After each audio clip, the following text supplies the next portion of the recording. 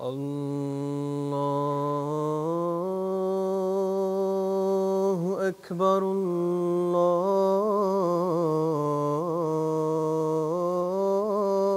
الله أكبر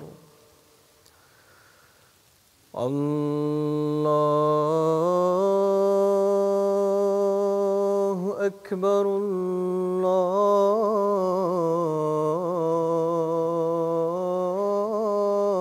الله أكبر أشهد أن لا إله إلا الله أشهد أن لا إله إلا الله أشهد أن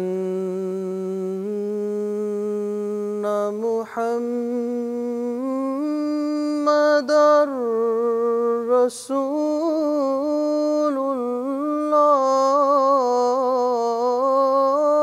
الله أشهد أن محمدًا رسول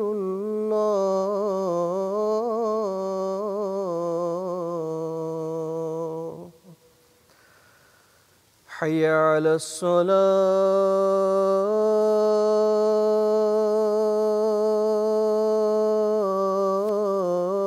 الصلاة حي على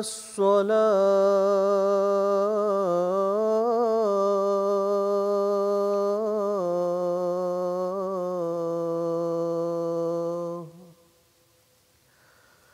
حي على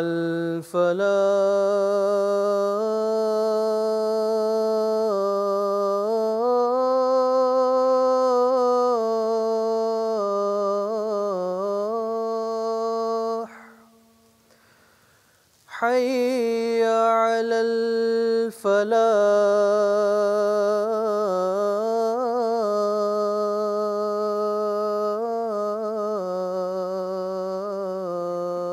الفلاح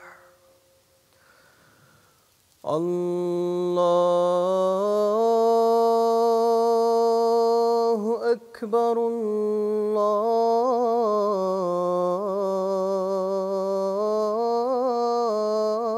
الله أكبر لا إله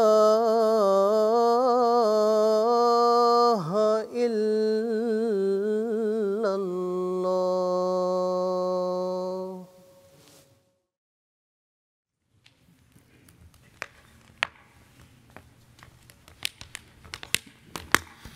السلام عليكم ورحمة الله.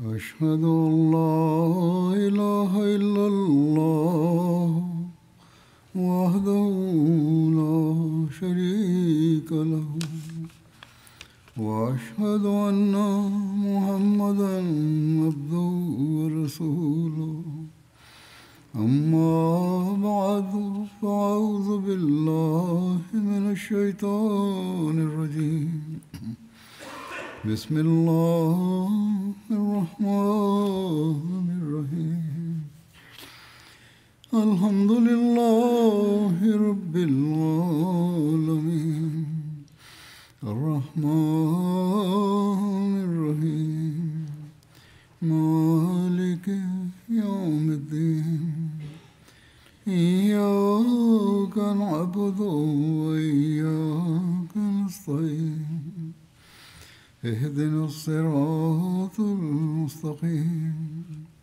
صراط الذين أنعمت عليهم غير المغضوب عليهم ولا الضالين.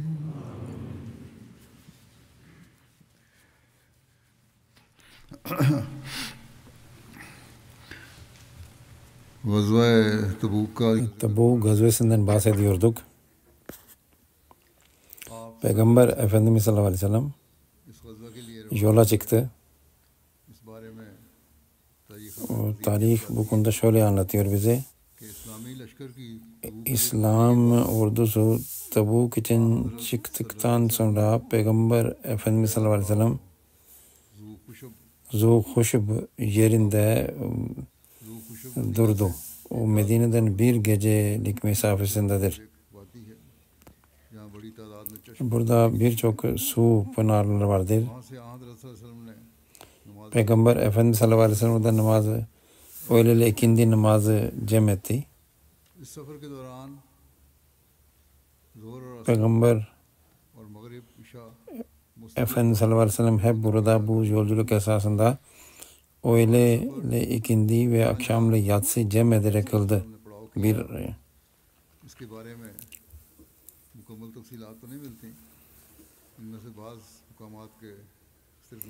İşte bu Resulullah sallallahu aleyhi ve sellem bu yolda durdukları yerlerin ayrıntılar yok. Bazı isimler vardır sadece. Hazreti Muaz bin Cebel diyor ki Resulullah sallallahu aleyhi ve sellem bu gazveye çıktıktan sonra önce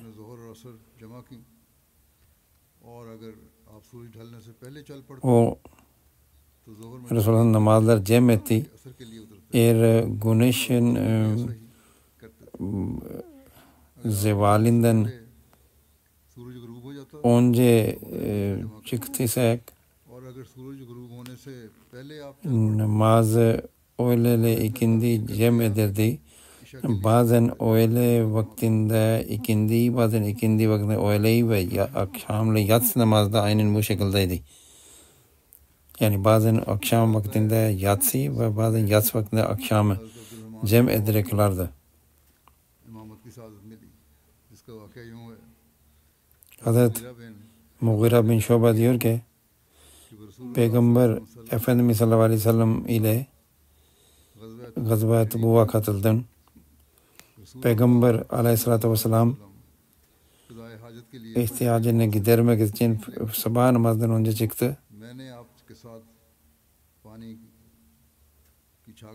Ben de onun yanına su ile gittim. Su götürüp gittim. Peygamber Efendimiz sallallahu bana doğru geldiğinde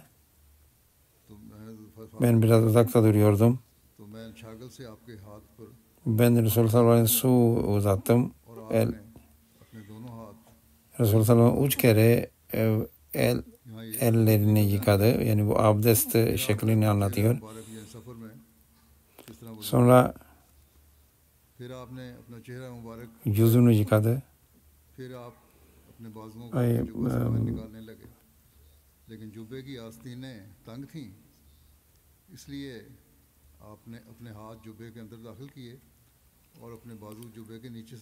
Ve ondan sonra Resulullah sallallahu aleyhi ve sellem kollarını yıkadı.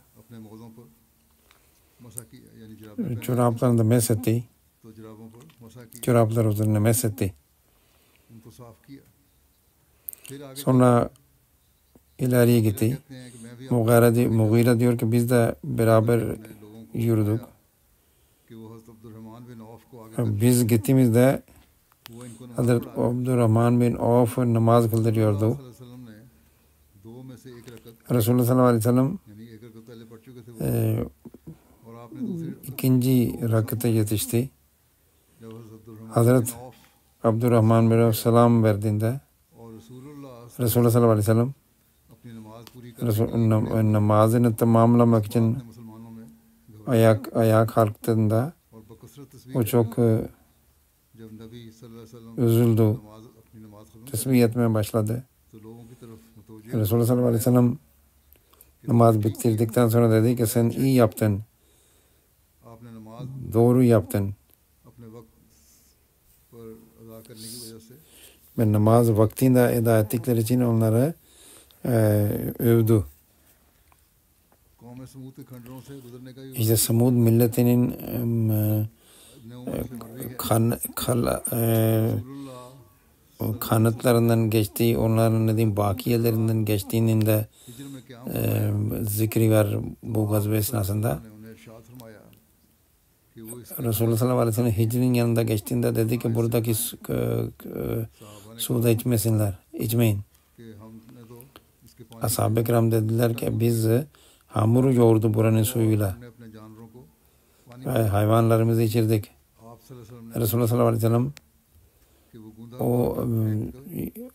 और जो पानी yoğrulmuş इस पानी hamurun atılmasını ve और एक रिवायत yanındaki suyun da atılmasını emretti. ने खाना फेंकने का इरशाद फरमाया और हज़रत अबू ज़र Hazreti Ebu Zer radıyallahu anh diyor ki जिसने इस her kim गूंदा है यानी इस जगह से लिए गए पानी से kim गूंदने वाले आटे को buradaki उसे फेंक दो suyla hamuru yoğurduysa onu atsın. सल्लल्लाहु अलैहि वसल्लम ने फरमाया कि ना इसको Başka bir rivayete göre और ना Resulullah sallallahu aleyhi ve sellem ne de bunu suyun için ne de bunu abdest alın. तुमने गूंदा हुआ है उसे ऊँटों को खिला दो खुद इसमें से हरगिज़ ना खाओ Başka bir rivayete göre रसूल Peygamber Efendimiz sallallahu aleyhi ve sellem इरशाद फरमाया şöyle buyurdu.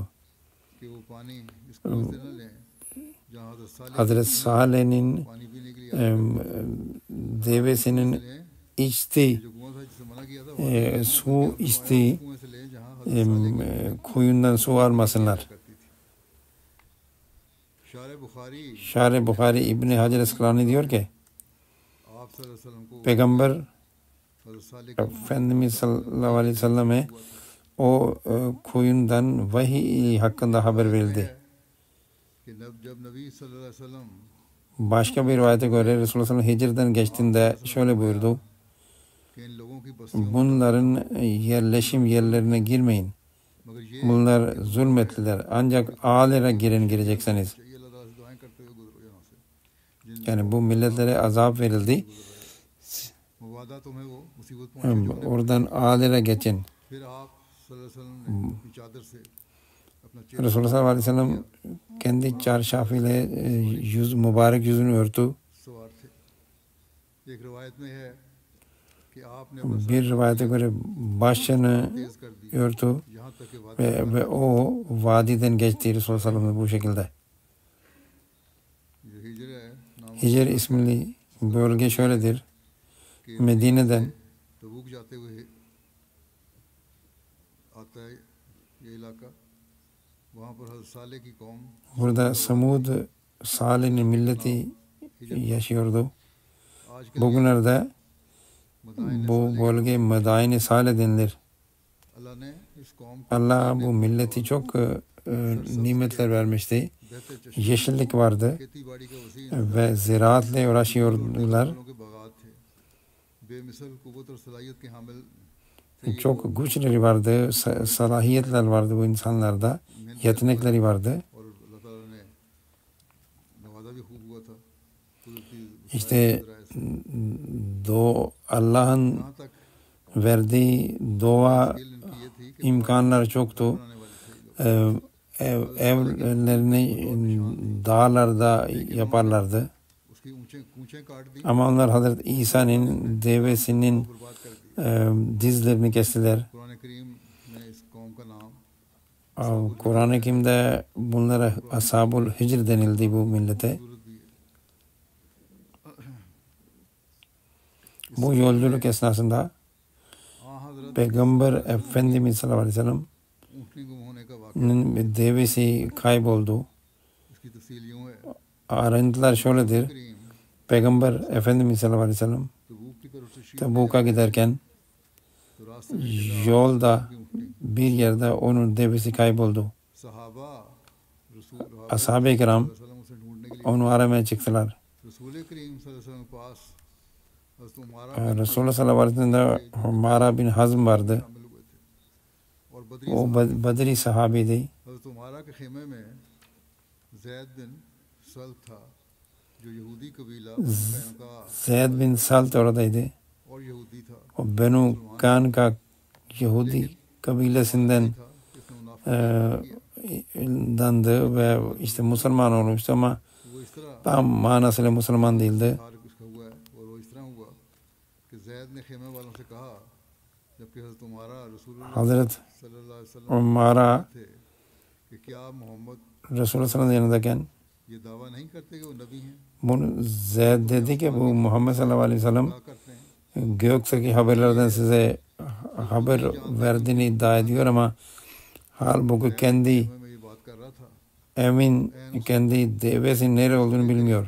सल्लल्लाहु अलैहि वसल्लम ने हज़रत Bunu o böyle derken आप सल्लल्लाहु अलैहि वसल्लम के पास Resulullah Hazret उसने ये कहा है Ammara'ya dedi ki bu olaydan haberdar etti.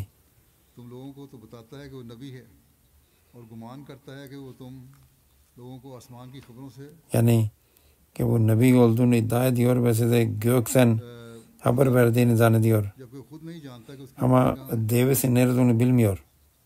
खुदा की कसम आपने फरमाया कि खुदा की कसम मैं नहीं जानता Res- सिवाय उसके Resulullah sallallahu aleyhi ve sellem dedi ki Allah adına yemin olsun ki गैब का इल्म तो Allah'ın bilgi verdiği dışında ben şey bilmem.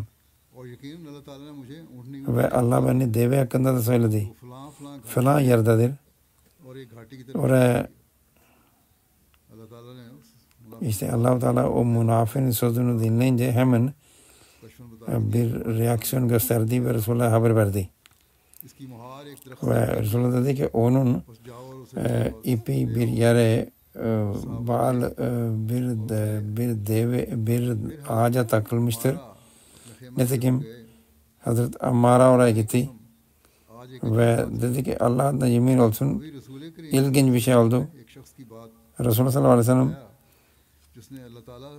जिससे अल्लाह ताला ने आप Resulullah sallallahu aleyhi ve sellem bize Allah'ın bu verdiği bu haberden bize haberdar etti. कि अल्लाह की कसम जो बात आपने भी बताई है अल्लाह ताला ने हज़रत सल्लल्लाहु अलैहि वसल्लम को बताया तो जैद ने आपके आने से पहले बिल्कुल यही बात की İşte ये बैठा हुआ işte, इस पर हज़रत उमारा ने जैद को işte bu Hazreti Ömer'e Zeyd'i अपने साथी से कहने लगे yakasını tuttu मेरे खेमों में एक सांप ve dedi ki और मैं इसको अपने खेमे से बाहर निकाल benim खबर था और जैद को çadırımda कहा bir yılan vardı. ताल्लुक नहीं Ben onu oradan कि जैद ने बाद में çıkarmak istiyorum ve dedi sen git seninle hiç ilgim yok. और इसी हालत Bazı rivayetlere göre Zeyd tekrar tövbe etti bundan sonra. भी आप सल्लल्लाहु अलैहि वसल्लम के बताए हुए मुकाम से Bir rivayete göre वो हज़रत हारिस बिन Haris bir Hazma Resulullah'ın devesini getirdi. में ज़ादिरा यानी ration Bu yolculukta işte yolluk इस तफसील eşyası yiyecek içecek konusu şöyledir. आयत है कि ग़ज़वा तबूक के Tabu gazvası esnasında लोगों को सख्त भूख लगी çok उन्होंने कहा या acıktık. रसूलल्लाह सल्लल्लाहु अलैहि वसल्लम Ashab dedi ki आप eğer Resulullah sallallahu aleyhi ve sellem तो हम अपने पानी haber izin verirseniz biz और हम खाएं और chicken su getirin develerimizi boğazlayalım. Resulullah sallallahu aleyhi ve sellem izin verdi. हालत ख़राब है भूख से रावी कहते हैं इस Bunu da Hazreti Ömer उनको geldi. वो आए और अर्ज़ किया, Şöyle dedi. Ey Allah'ın Resulü sallallahu aleyhi ve sellem अगर आपने ऐसा किया eğer siz böyle yaparlarsa ज़ादिरा लाने का o zaman और फिर उनके लिए इस पर बरकत binecekler azalacak. बईद नहीं कि अल्लाह ताला इसमें बरकत Bunlar su getirsinler. सल्लल्लाहु अलैहि वसल्लम ने फरमाया Siz dua edin. Allah belki ona bereket verecektir. कि आप सल्लल्लाहु अलैहि वसल्लम ने एक चमड़े Nitekim Resulullah sallallahu aleyhi ve sellem bir deriyle bir şey deriden bir कोई मुट्ठी istediğini diyeyim bir örtü istedi ve herkes orada elinde kalan yiyecekleri getirdi. Resulullah sallallahu aleyhi ve sellem orada da onun için dua etti onun bereketi verilmesi için. उन्होंने बर्तनों में इसको Ve Resulullah sallallahu aleyhi ve sellem यहाँ तक कि लश्कर में herkesi altını bunu herkesi kendi kabına aldı खाया और शेर हो गए ve yedikleri halde तब रसूलुल्लाह hepsi arttı. Resulullah şöyle buyurdu.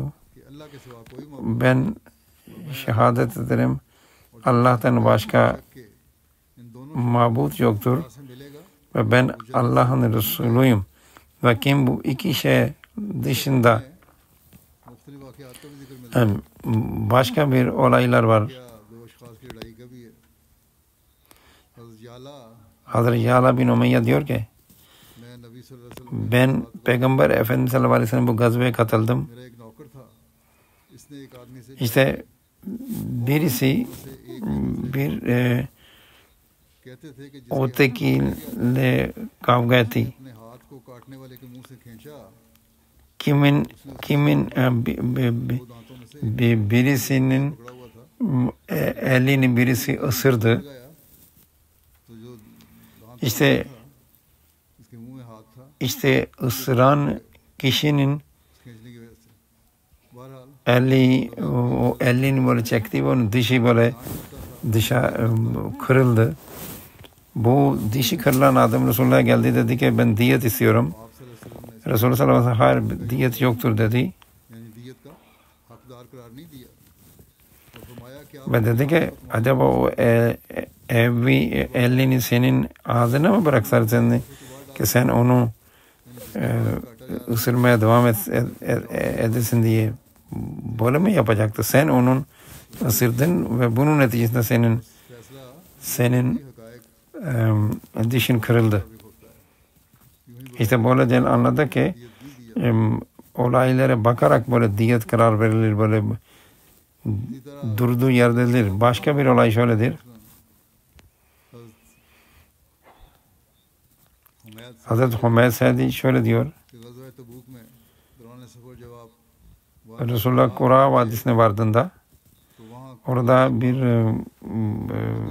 hurma bahçesi vardı. अंदाज़ा लगाओ Resulullah sallallahu aleyhi ve sellem dedi ki bir bakın ne kadar, tahminen söyleyin ne kadar और रसूलुल्लाह सल्लल्लाहु अलैहि वसल्लम ने भी 10 burada ne kadar hurma vardır. यानी करीबन 1800 Resulullah sallallahu aleyhi ve sellem 1800 kiloluk tahminde bulundu. और फिर बाग में इसके जो मालिक थी औरत थी Orada आपने उससे फरमाया जब तुम इस बाग bağın sahibi de vardı तो वजन याद रखना कि कितना था ve kadın da o. Resulullah dedi ki o sen bunu topladığın zaman hasat topladığında उसके पास पहुंचे söyle ne kadardı. पूछा कि कितना फल उतरा था तो उसने मैंने ही Ravi diyor ki बताया जो अंदाज़ा रसूल ben o kadın bu hasadı topladığında ben ona sordum ne kadardı. O da hani Resulullah sallallahu aleyhi ve sellemin tahmininin doğru çıktığını söyledi. फरमाया होशियार रहना आज रात सख्त Resulullah bir kere dedi ki çok bugün büyük kısırga kopacak. ऊँट है वो ऊँट के घुटने भी बांध Kimde और अगर किसी को ज़रूरत के लिए eğer kimde deve varsa onun जाए devesini bağlasın ve kim dışarı gidecekse bir ihtiyaçtan dolayı o iki kişi gitsin. Resulullah sallallahu aleyhi ve sellem hava durumundan bunu tahmin etti ve Allah Teala ona haber verdi. कि हमने तामील इरशाद में Ashab-ı kiram develerini bağladılar. जोर की आंधी चली एक शख्स खड़ा था तो आंधी ने उसको तय कबीला के Nitekim o kısırga koptu. Bir kişi ayakta tek başına onu hava alıp uçurdu ve baş bir yere attı. एक तनहा खुदाए हाजिर Birisi tek başına ağacını getirmek için, birisi de devesini aramak için gitti. और जो ऊँट की तलाश में निकला था İşte ihtiyacını gidermek için böyle onun boğazından bir hastalık onu kaptı आपने फरमाया कि मैंने बगैर किसी ve devesini aramak için gidene de hava başka bir yere uçurup götürdü.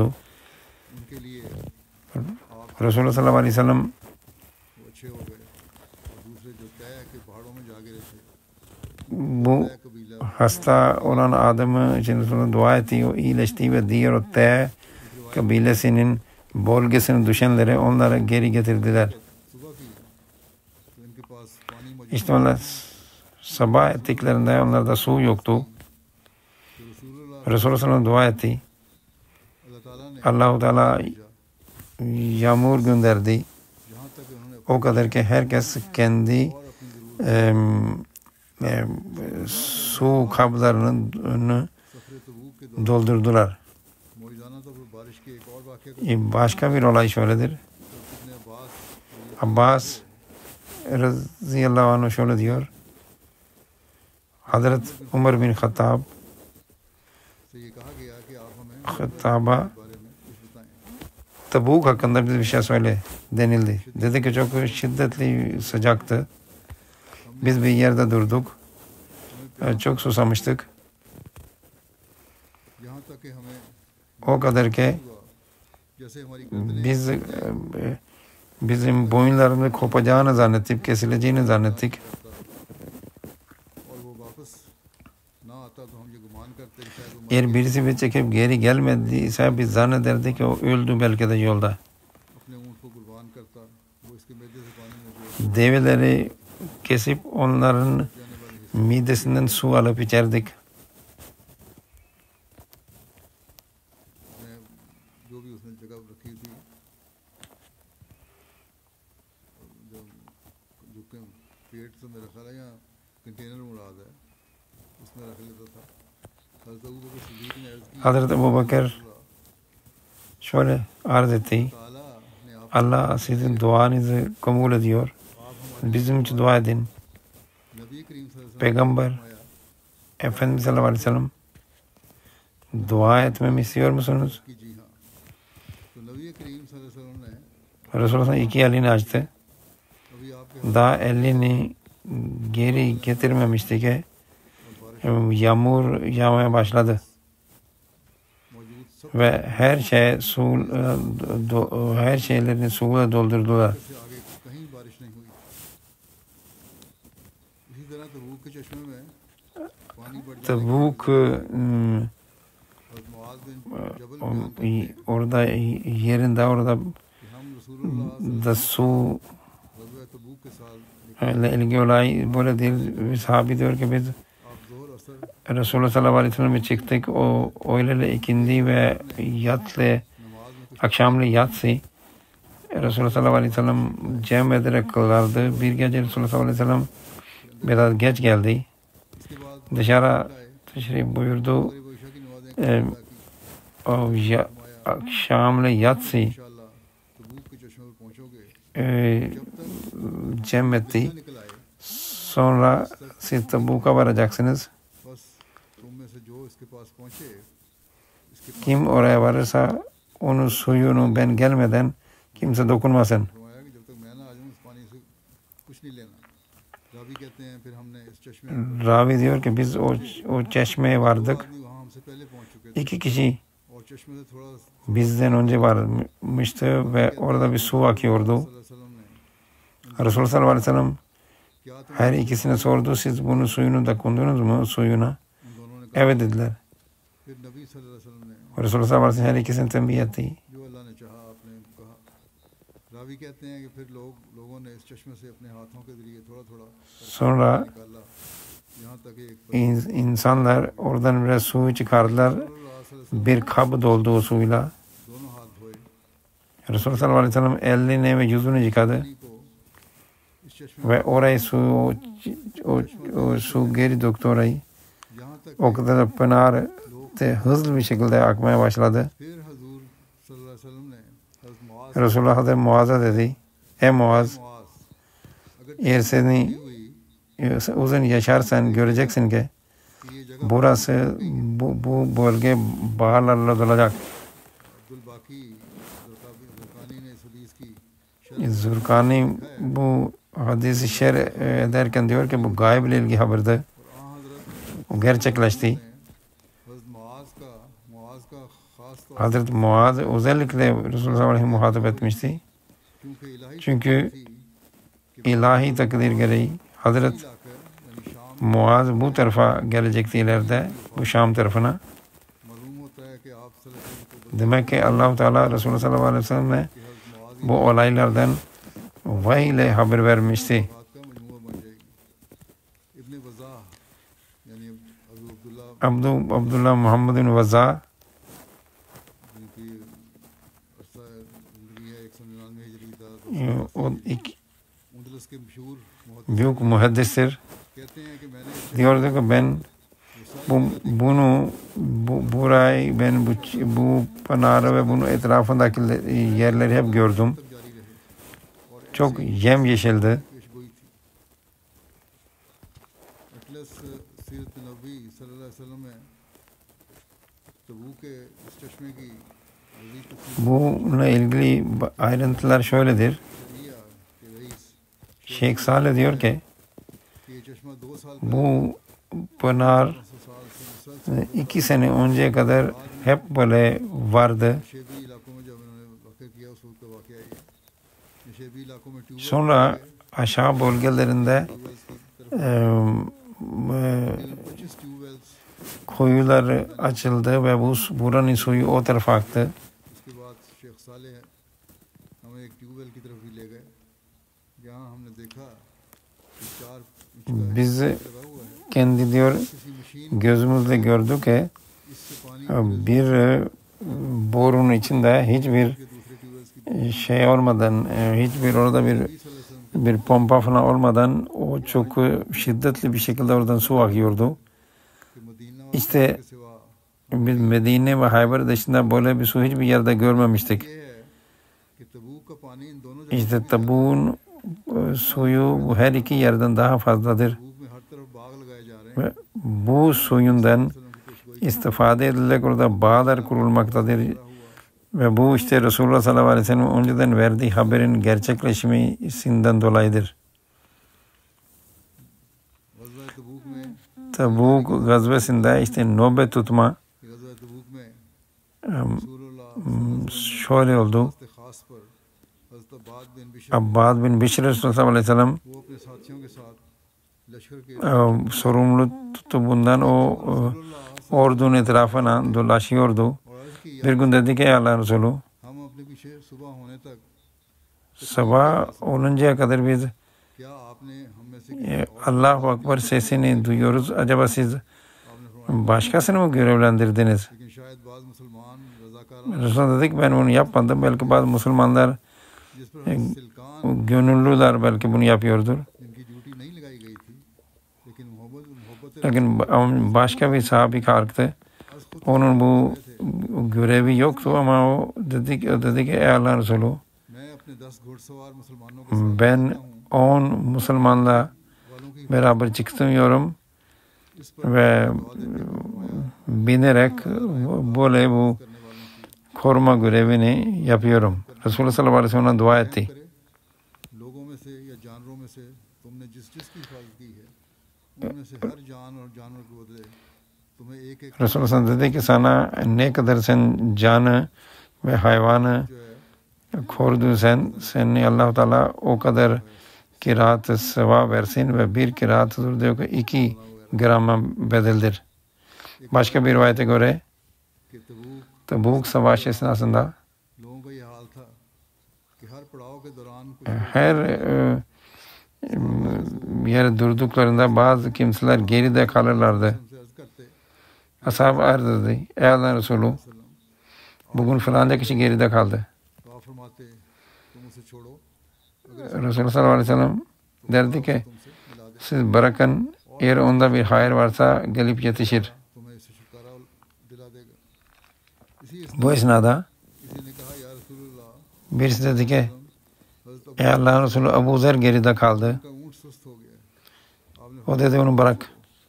अगर इस Eğer onda bir hayır varsa कि खुदा o gelip Allah onu size getirecek. में इसके सिवा कोई बात हुई तो अल्लाह ताला तुम्हें इससे छुटकारा दिला देगा इनकी सूरत हाल ये थी कि उनको ऊँट Onun aslında onun devesi çok rahatsız olduğu, çok tembel olduğu ve हो गया तो वो bunun üzerine Hazreti Ebu Zer कमर को उठा eşyasıyla beraber onu terk etti ve yürümeye başladı. पैदल रवाना हो गया आपने कुछ मंजिलों के बाद Birkaç menzilden sonra मुसलमानों से एक देखा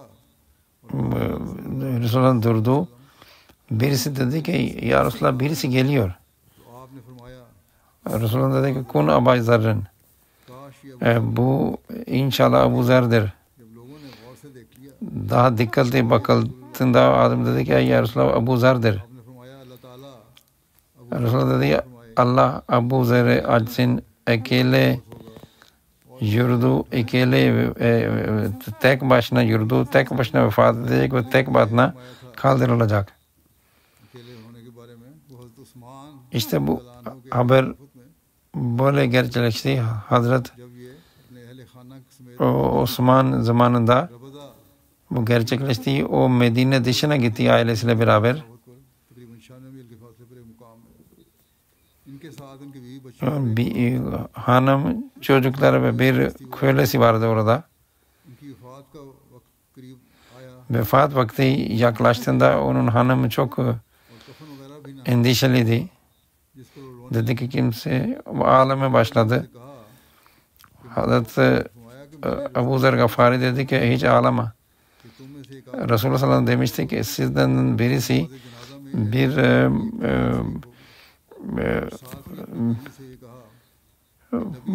böyle bir yerde vefat edecek, kimsenin olmadığı yerde ve Resulullah orada bulunan hepsi vefat etti ve hiçbir şey bu şekilde böyle bir yerde vefat etmiyor. Bir tek ben kaldım. Onun için ben vefat ettiğimde bana gusül ver ve benim cesedimi Medine'ye giden yol üzerine koy. Az bir zaman geçmemişti ki onun hanım böyle yaptı. Az bir zaman geçmemişti ki Abdullah bin Mesud oradan geçti. O umre için Medine'ye gidiyordu. O Hazreti Ebu Zer'in cenazesini görünce çok ağladı. Ve şöyle dedi. Resulullah doğru söylemişti. Bu ekele yürür, ekele vefat edecek. Sonra o arkadaşları beraber cenazesini kıldı. Ve Tabuk savaş ile ilgili Hazreti Ebu Bekir, Hazreti Ebu Zer hakkındaki olayı anlattı. Hazreti Vasila radıyallahu anh ile ilgili bir olaydır.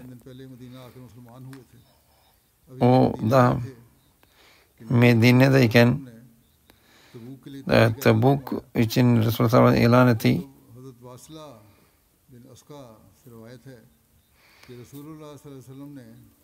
Resulullah sallallahu aleyhi ve sellem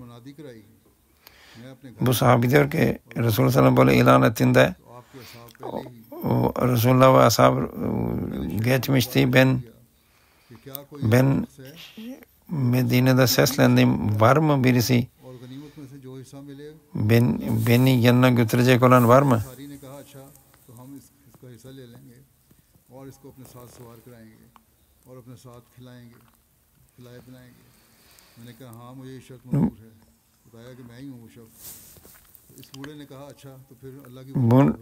Birisini bulduğu Hazreti Vasıta diyor ki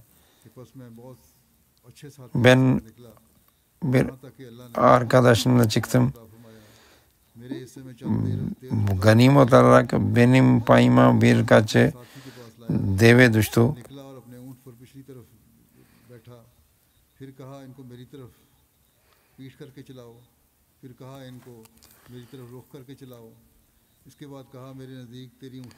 Ve benim arkadaşım, beni götüren arkadaşı dedi ki senin çok iyidir bu senin develerin.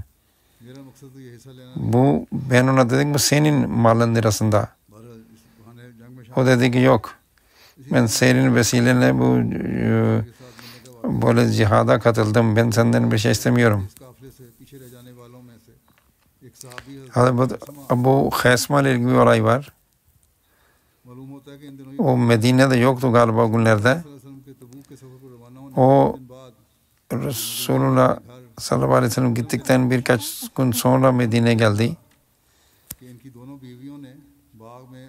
Onun iki hanımı bağda su işte birkaç yerde dökmüştü ve bunun için su soğutmuştu ve yemek hazırlamıştı.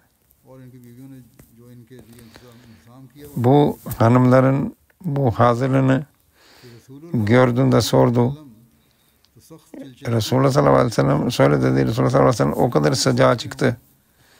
Kızgın güneş altına çıkmışken Abu Haysama nasıl böyle gölge altında oturabilir eşillerle beraber? Dedi ben hiç size gelmeyeceğim. Resulullah sallallahu aleyhi ve selleme gidip varacağım, siz benim için yolculuk hazırlayın. Nitekim onlar ikisi yola yaptı. O deve bindi ve Resulullah sallallahu aleyhi ve sellem arkasında yürüdü. Ve şiddetli sıcak ve kızgın güneş altında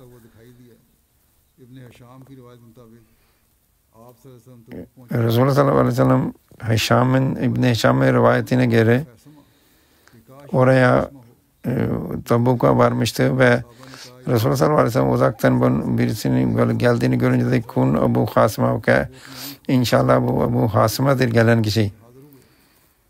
Ve vardı, oraya vardı. Resulullah sallallahu aleyhi ve sellem ona sordu.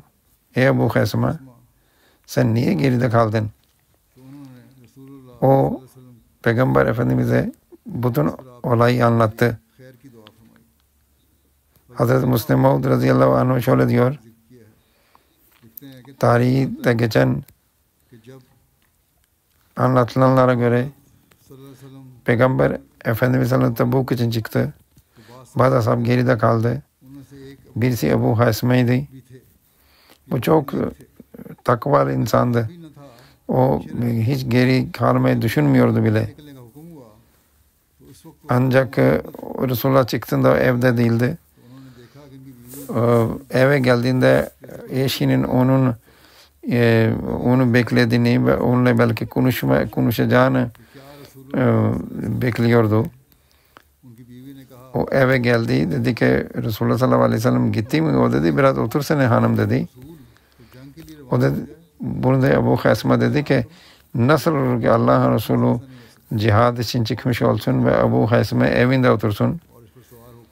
O hatta bindiği bazı yerlerde tabii ki Hazreti Müslim at dediği bazı yerlerde tabii deveden bahsediliyor. O neyse binekti işte ona bindi ve Resulullah'a vardı.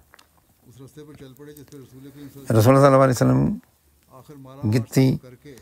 Yoldan gitti. Birkaç menzilden sonra Resulullah sallallahu aleyhi ve sellem vardı. Resulullah sallallahu aleyhi ve selleme yaklaştığında bazı ashab uzaktan tozun kalktığını görünce dediler kim geliyor? Bunun üzerine Resulullah sallallahu aleyhi ve sellem dedi ki kun Abu Hasıma, İnşallah bu Abu Hasıma'dır. Bu şu demek değildir ki kim gelirse geliyor olsa olsun işte o Abu Hasıma olsun, bu demek değildir. Bu sadece bir istektir ki beklentidir ki o gelen kişi inşallah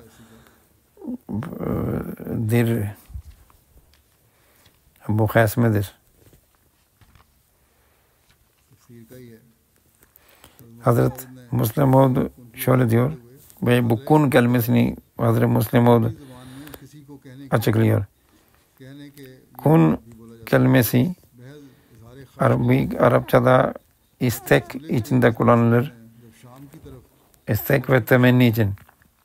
Resulullah sallallahu aleyhi ve sellem Tabuk'a gittiğinde Abu Hasıma'yı çok severdi. O şöyle düşünüyordu ki Abu Hasıma hiçbir zaman kendi sorumluluk konusunda gafil davranamaz. O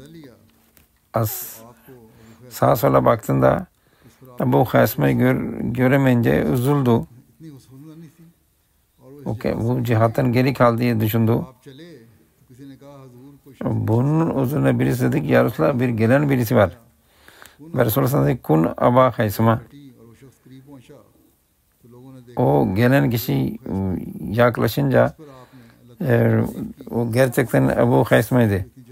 Bunun üzerine Resulullah sallallahu aleyhi ve sellem o dua etti, Allah'a hamd etti. Bu şimdi kun Abu Hasıma bu demektir ki kim olursa olsun o Abu Hasıma olsun diye o Abu Hasıma'nın şeklini alsın. Tersine bu Arapça bir muhaviredir, temenni ve istek bildirmek içindir. Ki ben ki falanca inşallah bu falanca olur diye. İnşallah tekrar söyleyeceğiz. Öyle bu devam edecek. Rabba'daki camisinde yaralananlar vardı. Onlar için dua edin. Ondan çok ağır yara olanlar var. Kötü yaralananlar var. Allah da onlara kamil şifa versin. Pakistan'da muhaliflerimiz Al-Ammed'in her planı Allah-u Teala başarısız kılsın. Bugün Rabba'da Hatme Nübüvvet adı altında bir toplantı vardı. O her türlü orada ne diyorlarsa dediler, Allah onların şerrinden Allah korusun. Bangladeş'teki Ahmediler için dua edin. Orada da muhaliflerin entrikalar var. Filistinliler için dua edin. Allah onları acısın, zalimlerden korusun. İşte görünürdeki o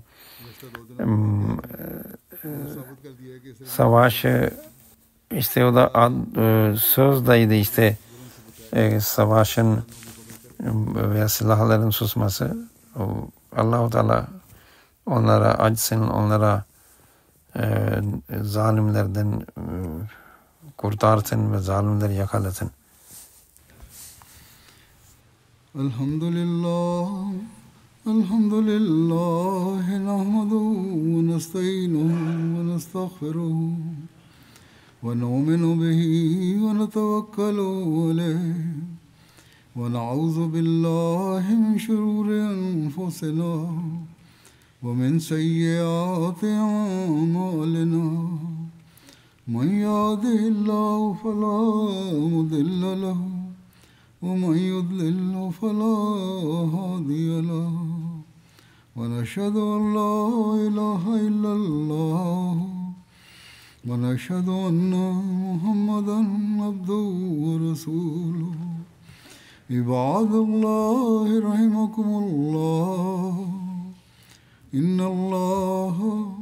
إن الله يأمر بالعدل والإحسان وإيتاء ذي القربى وينهى عن الفحشاء والمنكر والبغي يعظكم لعلكم تذكرون اذكروا الله يذكركم وادعوه يستجب لكم ولذكر الله أكبر.